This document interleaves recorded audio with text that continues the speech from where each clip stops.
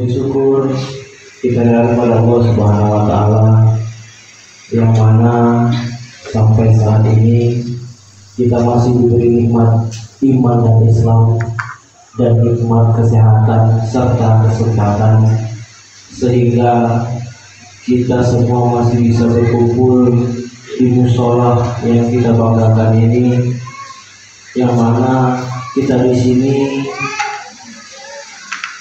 mempunyai agenda pada malam hari ini untuk menghatamkan Quran secara bersama-sama, yang mana semoga amalan kita nanti ini mendapat rahmat dan berkah dari Allah Subhanahu wa Ta'ala. Salawat dan salam kita sampaikan kepada Nabi Muhammad SAW, yang mana dengan senantiasa kita berselawat kepadanya, insya Allah kita termasuk golongan yang mendapat syafaatnya di yaumil mahsyar kelak. Amin amin amin. Bapak-bapak, ibu-ibu, abang-abang serta anak-anak kami yang dirahmati Allah, untuk mempersingkat waktu, marilah kita mulai acara khataman kita malam ini untuk mendapat berkah dan rahmat dari Allah. Mari kita mulai dengan mengucapkan nafas basmalah. Baik, untuk acara selanjutnya kami serahkan kepada Abang Narabi Bang Rudi. Assalamualaikum warahmatullahi wabarakatuh. Warahmatullahi wabarakatuh. Innal hamdulillahi rabbil alamin, wassalatu wassalamu ala habibina sayyidina Muhammadin wa ala alihi wa ashabihi ajma'in. Asyhadu an la ilaha illallah wahdahu la syarika lah, wa asyhadu anna Muhammadan abduhu wa rasuluhu alladzi la nabiyya ba'dah. Allahumma shalli ala sayyidina Muhammad wa ala ali sayyidina Muhammad. Qala Allah ta'ala fi kitabihil karim, a'udzu billahi minasy syaithanir rajim. Wal takum minkum ummatun yad'una ilal khair wa ya'muruna bil ma'ruf wa yanhauna 'anil munkar wa ulaika humul muflihun. Wa qala nabiyuna sallallahu alaihi wasallam, ittaqillaha haitsu ma kuntum. Shadaqallahul azim wa shadaqa rasulullahil karim. Amma ba'du. Ibu-ibu, bapak-bapak yang dimuliakan Allah Subhanahu wa Ta'ala, kita bersyukur kepada Allah. Mudah-mudahan dengan kesyukuran yang senantiasa kita panjatkan kepada Allah Subhanahu wa Ta'ala, kita hadirkan senantiasa dalam hati kita. Oleh sebab itu Allah Subhanahu wa Ta'ala menambah nikmat yang telah diberikan dan dianugerahkannya kepada kita. Kita berharap bahkan nikmat-nikmat yang diberikan oleh Allah Subhanahu wa Ta'ala tidak hanya nikmat-nikmat yang berupa kenikmatan di dunia, tetapi juga sangat kita harapkan nikmat itu disempurnakan oleh Allah kelak di akhirat, sehingga kita nantinya dipertemukan dengan baginda Rasulullah SAW. Kita dimasukkan ke dalam golongan umat Islam yang mendapat syafaat yang pada waktu itu amat sangat kita harapkan.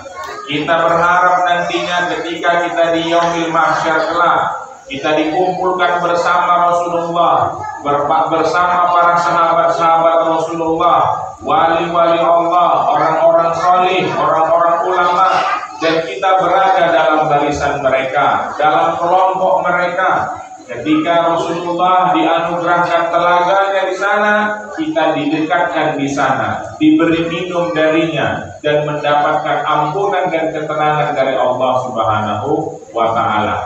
Bapak-bapak, ibu-ibu yang dimuliakan oleh Allah Subhanahu wa Ta'ala, sesungguhnya Rasulullah memerintahkan kita untuk membaca Al-Quran. Ulang sekali lagi. Ini anak-anak tolong ditenang sedikit. Buya mau bicara dulu, biar kita di sini tahu kenapa kita di sini, apa manfaatnya. Ini kan yang pertama kita lakukan di luar bulan suci Ramadan.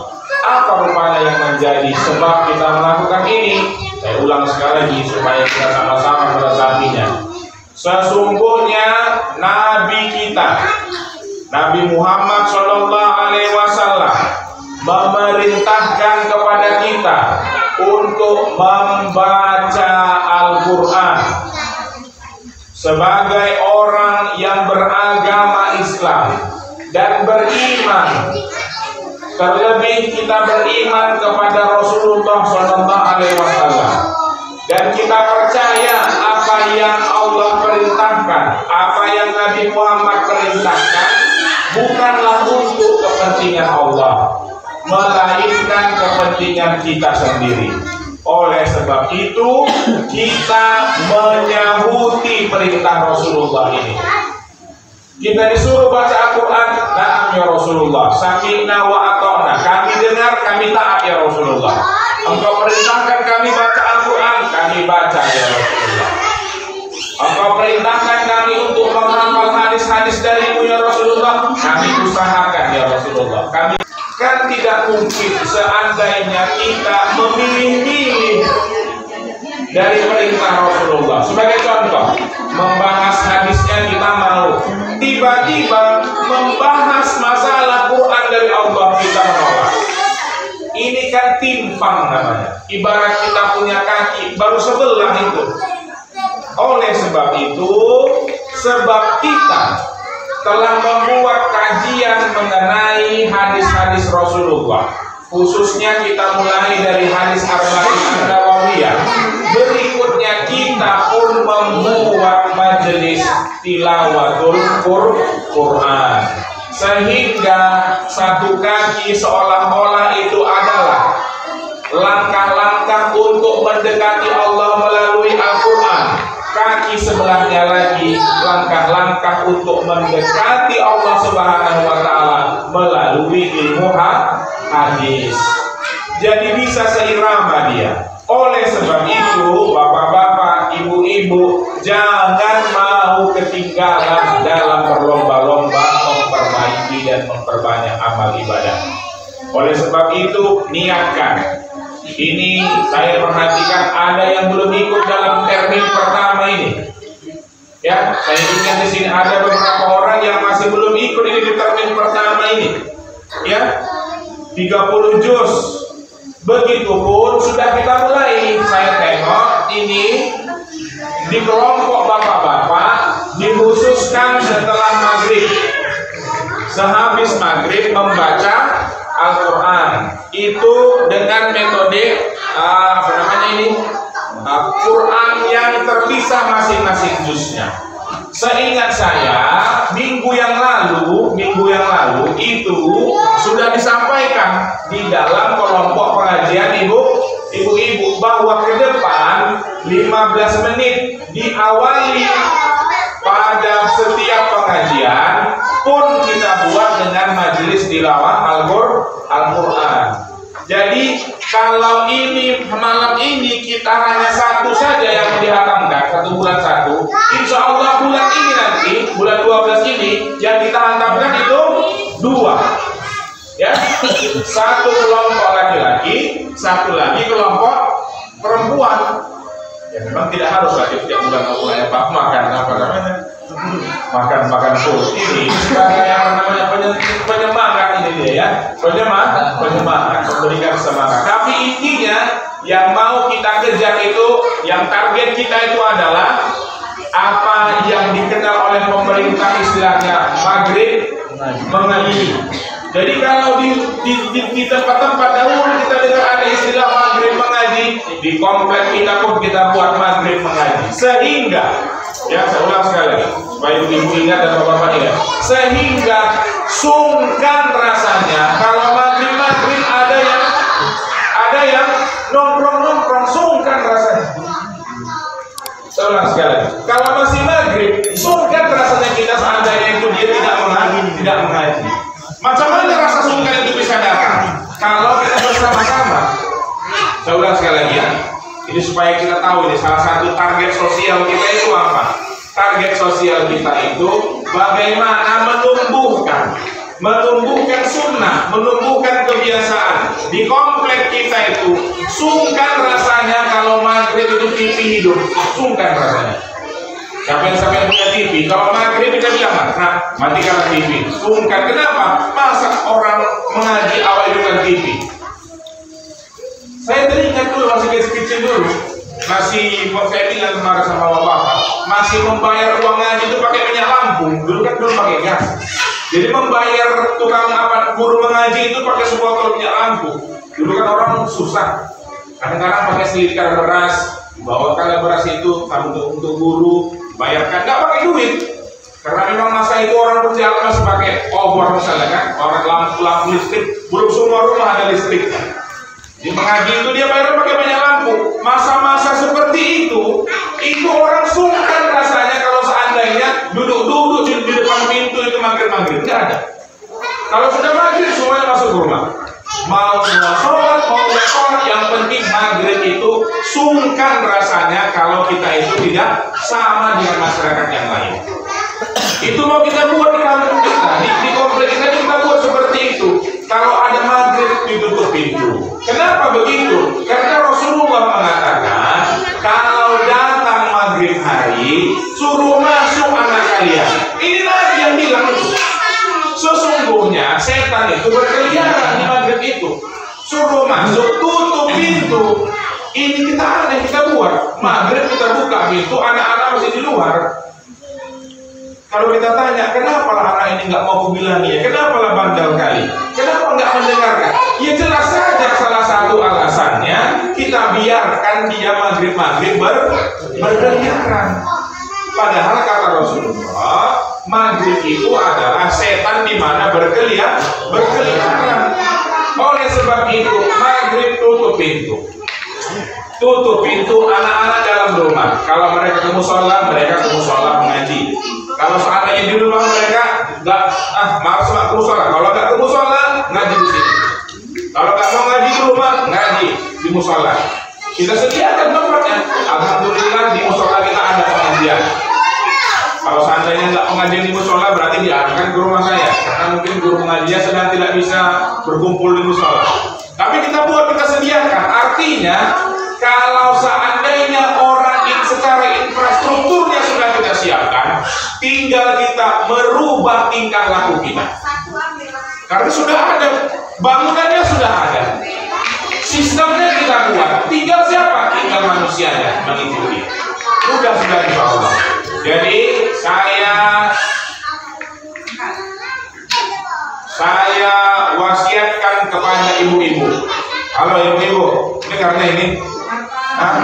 Udah kita pelajari kan? Ausina, iya kan?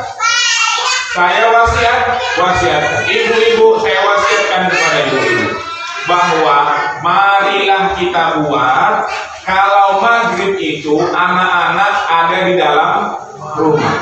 Itu yang pertama. Kalau maghrib itu anak-anak di dalam rumah. Kalau mau bermain itu kalau sudah maghrib habislah waktunya sudah.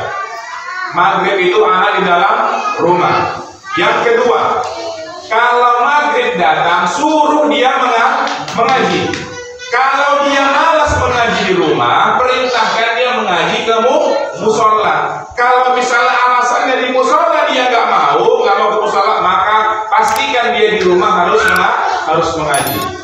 Kita hidupkan kebiasaan bahwa maghrib itu adalah waktu untuk mengaji. Bagaimana caranya Pak? Ibu contohkan. Macam mana anak mau mengikuti kita kalau seandainya kita tidak memberi contoh. Jadi ibu contohkan. Berikutnya, jangan lagi nanti ibu memberi contoh yang bertolak belakang dengan program kita ini. Tiba-tiba maghrib masih ngobrol-ngobrol di depan pintu. Nah ini berarti nanti anak-anak itu deh kata mama mengaji, masa aku mengaji rupanya mama nyerupai di luar cerita. Nah ini harus kita hindari. Kita konsisten, maghrib itu memang kita arahkan untuk anak-anak mengaji, kita contohkan dan kita buat diri kita menjadi panutan. Yang berikutnya, saya wasiatkan kepada diri saya sendiri dan bapak-bapak di komplek ini bahwa marilah kita jadikan program maghrib mengaji di komplek kita ini. Nah, caranya? Kalau seandainya maghrib datang, marilah kita berkomitmen bersama-sama. Jangan lagi kita kumpul-kumpul, ngobrol-ngobrol di luar. Masuklah kita ke dalam rumah. Untuk apa? Bukan mengikuti perintah saya, alhamdulillah. Bukan. Mengikuti perintah Rasulullah. Kata Rasulullah, kalau maghrib datang, maka masuklah kalian ke dalam rumah. Masukkan anak ke dalam rumah, tutup pintu. Kita tambah dengan program maghrib mengaji. Kalau kita sudah maghrib di musola, maka di musola walau 2 atau 3 ayat, walau 2 atau 3 ayat, ya, walau hanya 2 atau 3 ayat. Kalau seandainya kita habis sholat, assalamualaikum warahmatullahi wabarakatuh, langsung kita pulang, nggak apa-apa. Berarti berencana untuk membaca Quran di rumah. Gak apa-apa, insya Allah, mudah-mudahan ini program-program kita bersama. Sedikit demi sedikit kita buat kampung kita ini suasananya sebagaimana tempat yang baldatun thayyibatun wa rabbul ghafur. Kita usahakan, kita yang membuat itu, kita yang mengusahakannya dengan cara mengikuti sunnah-sunnah Rasulullah SAW. Baik, bapak-bapak, ibu-ibu yang dirahmati Allah Subhanahu wa Ta'ala, berarti mulai hari ini dan mulai esok ke depan kita niatkan hingga akhir hayat kita usahakan, walaupun bukan kewajiban, tapi ini program yang kita miliki bersama. Maghrib itu kita programkan sebagai program maghrib mengaji, terkhusus kepada anak-anak kita. Karena bagaimanapun mereka adalah penerus daripada generasi-generasi kita berikutnya. Bapak-bapak yang dimuliakan oleh Allah Subhanahu wa Ta'ala, untuk menghatamkan bacaan Quran kita ini, mari sama-sama kita baca, ibu-ibu sama-sama kita baca. Kita mulai dari surah berapa yang sederhana yang cepat ini. Mulai. Iqra aja lah ya, cepat ya. Iqra bisa ya? Ya, nah, kita mulai dari Iqra. Karena sebenarnya ini tidak ada yang membaca ini di 30 ini. Tapi sebagai apa namanya? Sebagai prosesi tambahan daripada bacaan, kita baca sekali lagi dengan niatnya mengikuti sunnah Rasulullah dengan cara banyak-banyak melakukan tilawatil Quran. Sama-sama dari Iqra. Ini Iqra ini ada sujud sajadah, tapi karena dia hukumnya tidak wajib. Kalau seandainya susah untuk melakukan sujud tilawah atau sujud sajadah, maka kita kita tiadakan sujud sajadahnya. Hukumnya juga bukan wajib. Sama-sama kita baca.